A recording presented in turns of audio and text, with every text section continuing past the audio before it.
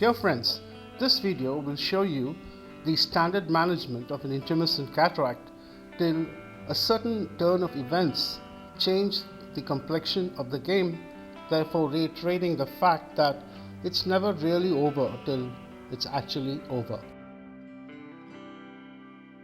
In the presence of an intumescent cataract, my standard technique to perform the capsulorhexis is by the double rhexis technique, wherein I first flatten the anterior surface of the capsule with the help of OVD. In this case, I'm using Viscoat, which is a combination of a cohesive and dispersive viscoelastic.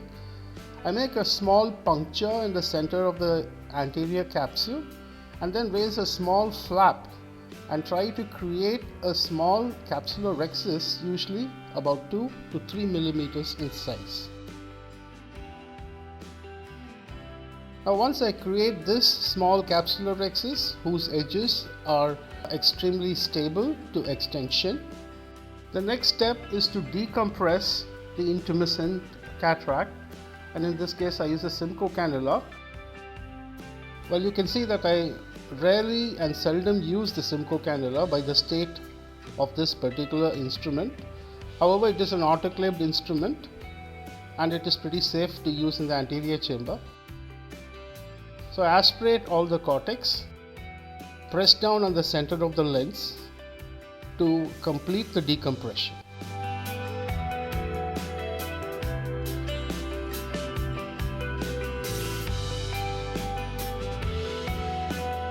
Having achieved this, I then re-insufflate the anterior chamber with a little more OVD, make a small nick, usually around the 5 o'clock position,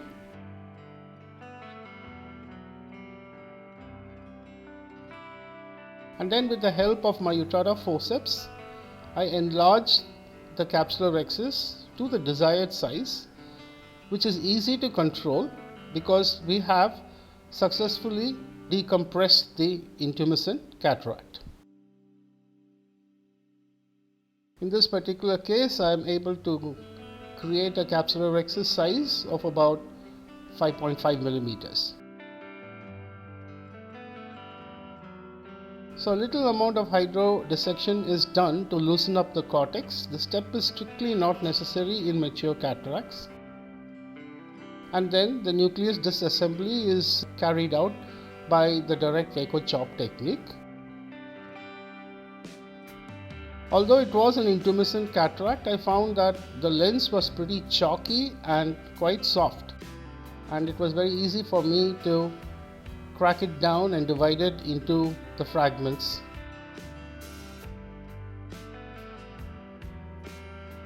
Because of the soft nature of the cataract,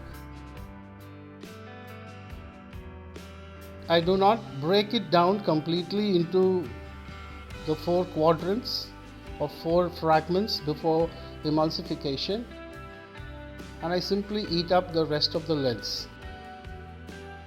Now the whole thing is done in the micropulse mode of phacoemulsification using a power of 40%.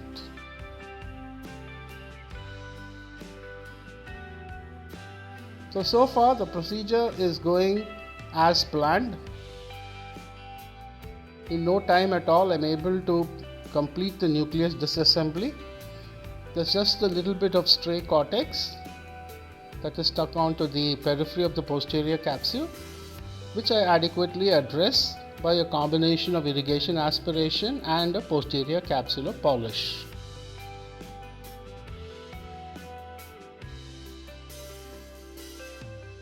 Once I'm happy with the cleaning up of the cortex from within the capsular bag, the next step is the implantation of the IOL. I was quite happy that I got away with the management of this intumescent cataract in such a short time with almost no effort at all, and things were going pretty smoothly at this point in time.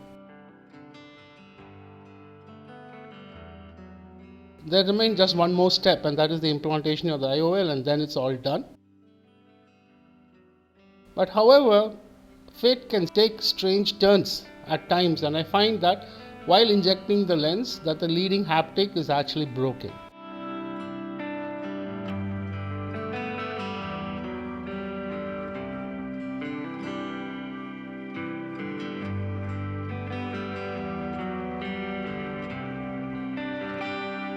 So I had to take a decision of either creating an optic capture or to explant this IOL. Now because the capsular rhexis was slightly eccentric and a little large, I don't think optic capture is going to work. And therefore I take a decision that I am going to explant this intraocular lens.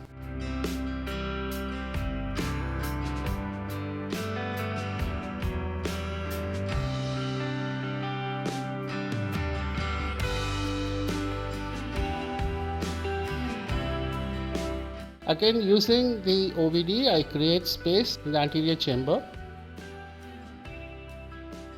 I enlarge the side port incision with the help of a lance tip to about 1.25 millimeters so that the intraocular forceps can now pass through it. And gently lifting up the lens with the iris repositor and feeding it on to the intraocular forceps, I am able to take a firm grasp of the optic of this intraocular lens.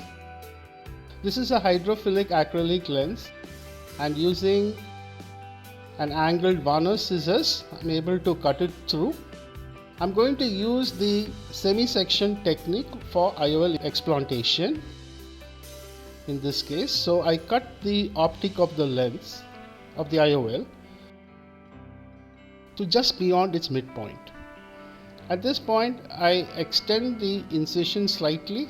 Well, I wanted to extend it to about 3.2 to 3.6 millimeters. I may have extended it to a little more, to maybe about 4 mm, and then grasping on to the optic close to the cut edge, I'm able to pull it out and rotate the intraocular lens completely out of the wound, and the IOL is successfully explanted.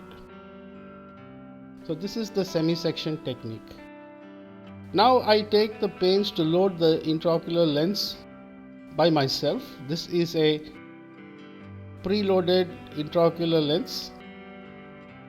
Thankfully we had a standby lens in our inventory. So I carefully load this lens.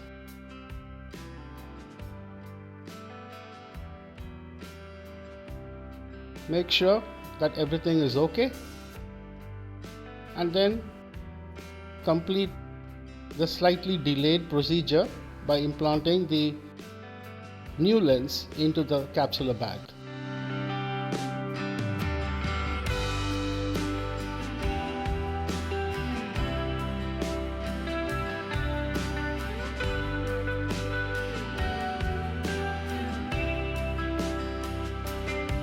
At the end of which the viscoelastic is washed off.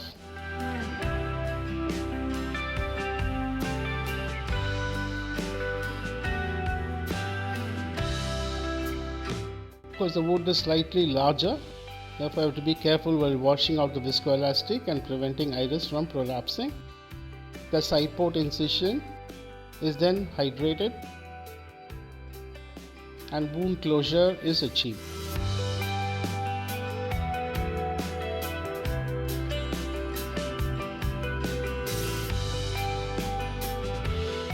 These are the second post-operative day slit lamp photographs of the patient. The patient was operated on Saturday and seen on Monday by me. You find that the cornea is extremely clear. The patient has a visual acuity of 612 improving to 6.9 with pinhole. The anterior chamber reaction was also very minimal, and in all, in spite of the surprising turn of events that occurred and the fact that I explanted the IOL, I think I ended up with a satisfactory end result. I thank you for your attention.